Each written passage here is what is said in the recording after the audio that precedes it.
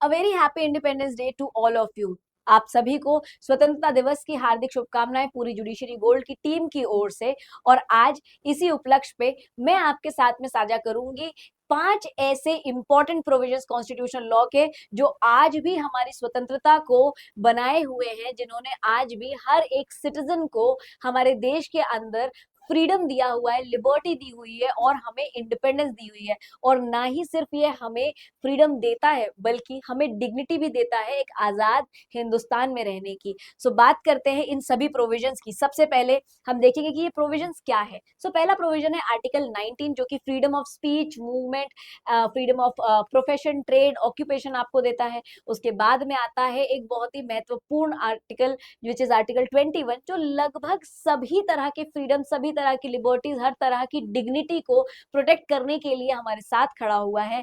Then comes article 22। Article 22 उन लोगों के अधिकारों की बात करता है, उन लोगों के फ्रीडम्स, उनकी लिबर्टीज, उनके इंडिपेंडेंस की बात करता है जिन लोगों ने संविधान या किसी देश के कानून का ही उल्लंघन किया है। यानी कि आप एक तरीके से ये कह सकते हैं कि हमारा संविधान इतना संवेदनशील और इतना महान है कि ये उन लोगों से भी संवेदना रखता है, उन लोगों के प्रति भी एम्पैथी रखता है जो हमारे लीगल सिस्टम को ही ब्रीच कर रहे हैं।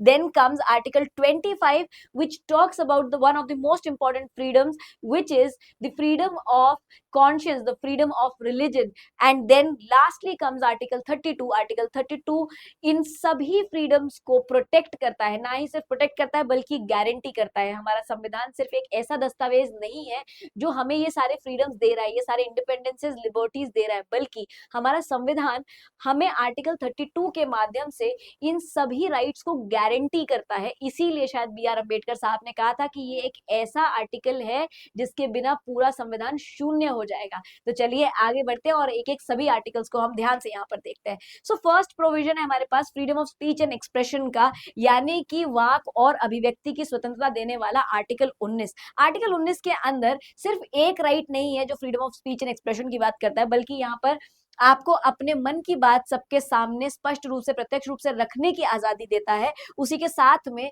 आपको एसोसिएट होने की, आपको एक जगह एकत्रित होने की, असेंबल होने की भी राइट देता है। ये आपको संपूर्ण भारत के अंदर मूव करने का अधिकार देता है, आपको पार्टीज, यूनियंस, एसोसिएशंस बनाने की पावर देता है।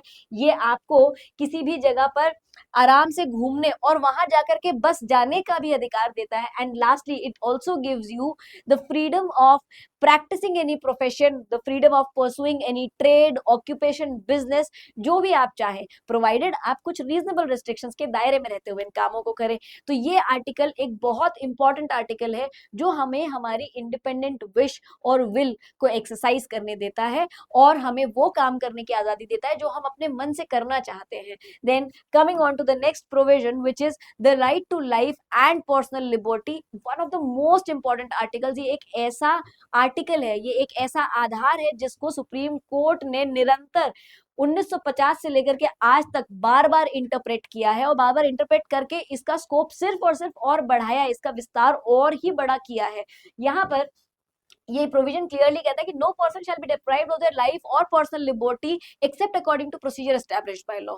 तो यहाँ पर बेसिकली ये कहा गया है कि कोई भी व्यक्ति सिर्फ एक एनिमल एग्जिस्टेंस के लिए नहीं बना है, आप सिर्फ जीने और श्वास लेने के लिए और खाने के लिए नहीं बने हुए। अगर आपको इंसान की योनि में जन्म लिया है आपने, अगर आपने, if you are born as a human, there is more life to it and that life basically is a life with dignity and not just mere survival. तो आर्टिकल 21 उसी डिग्निटी को इंश्योर करता है, उसी लिबर्टी को ensure करता है। ऐसा कोई भी प्रावधान हमारे देश के किसी भी कानून का या हमारे देश में होने वाली कोई भी ऐसी घटना जो किसी भी व्यक्ति को या कोई भी ऐसी प्रथा, रूढ़ी जो किसी भी व्यक्ति को उसकी डिग्निटी से वंचित करती है, उसकी गरिमा से वंचित करती है, उसे डिप्राइव करती है उसकी पर्सनल लिबर्टी से, पर्सनल चॉइसेस से, उन सबको, उन सबके आगे शील्ड बन करके, ढाल बन करके आर्टिकल 21 खड़ा रहता है। It was expanded by court to include not just the right to life but also a right to life with dignity, a right to life with privacy, a right to life with clean environment and a right to speedy trial and much more. Recently Supreme Court ने यह भी कहा कि footpath पर safely बिना भय के चल पाना भी आपका फंडामेंटल राइट है आर्टिकल 21 के तहत। Then coming on to the next provision which is article 22। Article 22 बात करता है उन लोगों के फंडामेंटल राइट्स की प्रोटेक्शन की जिनको अरेस्ट किया गया है। अब देखिए, हम नहीं चाहते कि हम एक ऐसा देश बने जिसमें डिसिप्लिन तो है लेकिन जस्टिस नहीं है। डिसिप्लिन बनाना, अनुशासन बनाना शायद आसान है, लेकिन न्याय दे पाना और लोगों के प्रति संवेदनशील होना या संवेदना रखना अपने आप में एक बहुत मुश्किल काम है। आर्टिकल 22 एक ऐसा प्रोविजन है जो उन लोगों के साथ भी एम्पैथाइज करता है जो कि इस देश के ही लॉ को, इस देश के ही किसी स्टेट्यूट को ब्रीच कर रहे हैं और अपराध कर रहे हैं। It provides rules against the arbitrary arrest. हम नहीं चाहते कि हम एज अ नेशन आर्बिट्ररी हो जाए, हम नहीं चाहते कि हमारे देश का कानून आर्बिट्ररी हो जाए। हम चाहते हैं कि हमारे देश का कानून हमेशा न्यायप्रिय हो, न्यायपूर्ण हो, हमारे देश में हमेशा न्याय ही लोगों को मिले। That is why we provide article 22 and we provide protection to the person who has been arrested और has been convicted under article 22। तो वो व्यक्ति जिसको अरेस्ट किया गया है उसको आर्टिकल 22 में पहला प्रोटेक्शन मिला हुआ है कि हम उसे ग्राउंड्स बताएं, उसको अरेस्ट क्यों किया गया है, उसको वजह बताएं कि क्यों हमने उसको जेल में डाला है, उसको डिटेंशन में रखा हुआ है। दूसरा है कि हम उसको एक लॉयर का कंसल्टेशन अलाउ करें, और तीसरा है कि हम उसको टाइमली 24 घंटों के अंदर अंदर मजिस्ट्रेट के सामने प्रोड्यूस करें, ताकि कस्टडी में रख करके उसके ऊपर कोई एट्रोसिटीज ना करी जा सके, बिना लॉयर के कहीं उसके किसी अधिकार का अतिक्रमण ना किया जा सके। Because a legal adviser is important for letting the people understand their rights as per the law. अब आम आदमी इतना लॉ तो नहीं जानता होता कि उसको अपने लीगल राइट्स के बारे में पता हो, इसीलिए लॉयर प्रोवाइड करना और 24 आवर्स के अंदर मजिस्ट्रेट के सामने प्रोवाइड करना, ये सभी बातें बहुत महत्वपूर्ण बन जाती है आर्टिकल 22 में। Now moving ahead towards the next freedom which is the freedom of conscience and the freedom of religion. One of the most important freedoms अगर हम बात करें तो ये भी है, क्योंकि एक भारत जैसे देश में जहां पर हमने बहुत ज्यादा डाइवर्सिटी देखी है, जहाँ पे हमने बहुत ज्यादा अलग अलग रिलीजन्स देखे हैं, वहां पर ये राइट बहुत इंपॉर्टेंट बन जाता है।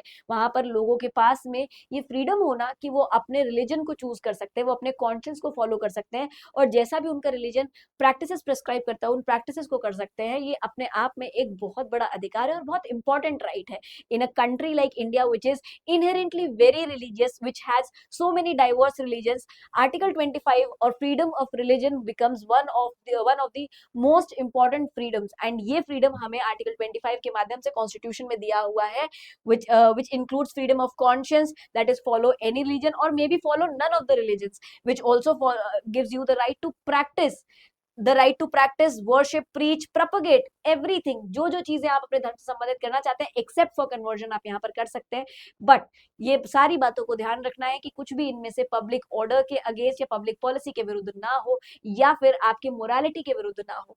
Now moving ahead to the next freedom which is the last freedom और the fifth freedom, that encloses the complete liberty and independence of every citizen in this particular country, specifically citizens in this country. कुछ rights हैं जो non citizens को भी मिले हुए, but ये एक ऐसा फ्रीडम राइट है जो आप सभी लोगों के सभी फ्रीडम्स को एनक्लोज करता है, सेफगार्ड करता है। पूरे संविधान के अंदर जो भाग 3 है, यानी कि जो फंडामेंटल राइट्स हैं, उनको इंश्योर करता है, गारंटी करता है, और संविधान को वो इम्पोर्टेंस महसूस कराने में मदद करता है जो इम्पोर्टेंस संविधान वास्तविकता में रखता है, which is Article 32. Article 32 was called by Dr. B.R. Ambedkar Sahab the heart and soul of the Constitution, and a provision without which the complete Constitution would be zero. He basically the right to constitutional remedy basically provides the individuals to approach the Supreme Court directly in case of infringement of their fundamental rights। यानी कि अगर आपके article 19 का, 21 का, 22 का, 23 का, 25 का, किसी भी आर्टिकल का, किसी भी फंडामेंटल राइट का,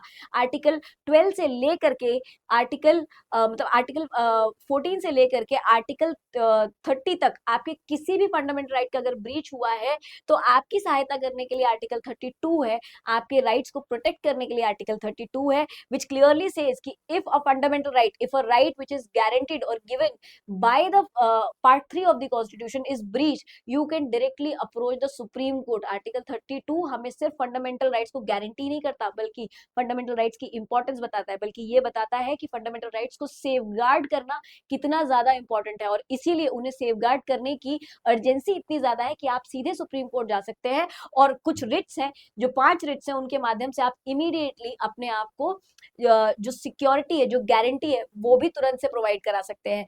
it gives you the right to approach the Supreme Court directly and seek the enforcement of any fundamental right with the help of directions, orders and the writs in the form of habeas corpus mandamus, prohibition, certiorari और quo warranto. तो यहाँ पर आपके सभी fundamental rights को पक्के तौर पे आपको गारंटी करके दे दिया जाता है। अब देखिए ये राइट्स किस तरीके से साथ में काम करते हैं।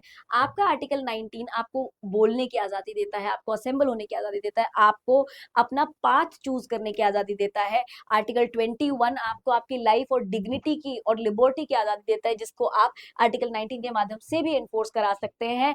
आपको आर्टिकल 22 अरेस्ट के केस में प्रोटेक्शन प्रोवाइड करता है, और आर्टिकल 25 आपको आपके कॉन्शियस का, आपके रिलीजन का फ्रीडम देता है, और आर्टिकल 32 आखिरकार सभी आधारों पर आपको जस्टिस सीख करने की में हेल्प करता है। The key takeaways from today session are very important, तो ध्यान से सुनिएगा। देखिए सबसे पहले ये राइट्स ना सिर्फ गारंटीड नहीं, सिर्फ ग्रांटेड नहीं है, ये गारंटीड है। आर्टिकल 32 इन सबको गारंटी करता है, यानी कि हमारा कॉन्स्टिट्यूशन ना सिर्फ नाम के लिए आपको ये राइट्स प्रोवाइड नहीं करता है, बल्कि इन्हें गारंटी करता है। यानी कि अगर आपके इन राइट्स का ब्रीच हुआ है तो आप तुरंत कोर्ट जा सकते हैं। और वही है हमारा अगला पॉइंट कि these are also enforceable. Why they are enforceable? Because article 32 makes them immediately actionable, or the breach of them actionable on an immediate basis. They come with reasonable restrictions. क्योंकि हम एक ऐसे देश में रह रहे हैं जहां पर भांति भांति के लोग हैं और बहुत सारे लोग हैं, तो ये जरूरी है कि मेरा फ्रीडम आपके फ्रीडम को, मेरी आजादी आपकी आजादी को, मेरी स्वतंत्रता आपकी स्वतंत्रता को हैम्पर ना कर पाए, और हम सबकी फ्रीडम्स को एग्जिस्ट कर सके, हम सबकी आजादी साथ में मनाई जा सके। इसीलिए ये जरूरी है कि हम इनके ऊपर कुछ दायरे लगाएं, कुछ रिस्ट्रिक्शंस लगाएं, and those restrictions are called reasonable restrictions, जिनको हमारा कॉन्स्टिट्यूशन भी प्रेस्क्राइब करता है, सो दैट एक बैलेंस बनाया जा सके इंडिविजुअल फ्रीडम और पब्लिक ऑर्डर के बीच में। सो इसी के साथ में आज का ये सेशन मैं यहाँ पर खत्म करना चाहूंगी, but before we end this session, there is just one very teeny tiny advice to everyone. Don't just know that you are a part of this country. Don't just acknowledge that tomorrow, today is your Independence Day. Try to understand, try to absorb the independence and the liberty जिसके लिए हमारे स्वतंत्रता सेनानियों ने इतने साल लड़ाई करी है, ठीक है। Try to understand and acknowledge and absorb the struggle that they have had for our independence, है ना। गांधी जी को पता था कि उनके जीवन के इतने ज्यादा साल नहीं बचे जिसके लिए वो लड़ रहे हैं, वो लड़ रहे थे आने वाली जनरेशन के लिए। So was the case of Nehru और Sardar Patel, but they still fought for us. They fought so that the new generation, the next generations could be happy.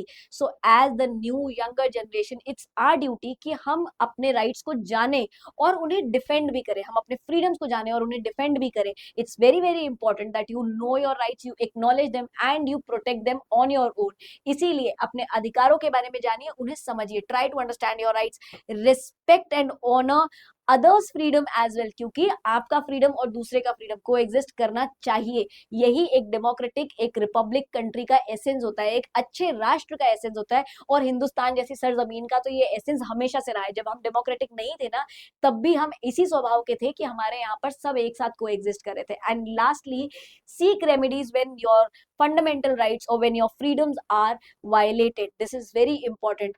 A person who sleeps over their rights is not a person जिसको law support करता है। तो अगर आप जागरूक रहेंगे तो ही law आपकी मदद कर पाएगा, तो ही ये देश का कानून आपकी मदद कर पाएगा, तभी आप असली मायनों में आजाद रह पाएंगे। इसलिए इट्स वेरी इंपॉर्टेंट कि आप इन 3 बातों का ख्याल रखें: learn, respect and act. if you have a right, learn about that.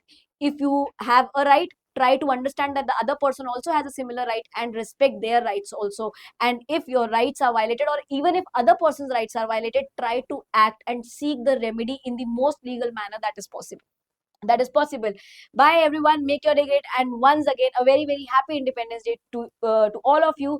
Please try to be responsible today and tomorrow and the day after, because independence बहुत महंगी कीमत पे हमने पाई है, और ये कीमत हमें अब ना चुकानी पड़े दोबारा से। इस बात का हम सबको ध्यान रखना है, अपना अपना एक्ट अच्छे से समझदारी से करके एक पेट्रियट बन करके इस देश के अंदर। Bye everyone, make your day great.